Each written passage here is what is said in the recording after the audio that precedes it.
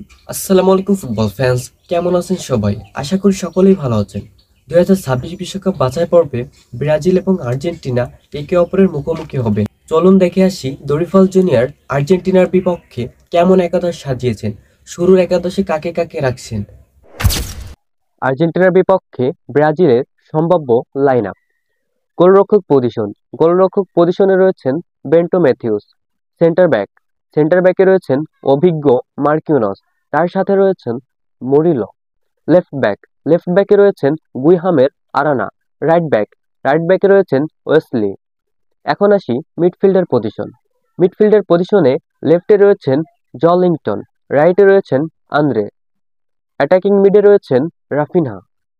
এখন আসি ফরওয়ার্ডের লেফটে রয়েছেন ভিনিসিয়াস জুনিয়র, রাইটে রয়েছেন রদ্রিগো এবং নাম্বার 9 পজিশনে রয়েছেন ম্যাথিউস কুনহা। কেমন হলো ব্রাজিলের সম্ভাব্য লাইন আপ?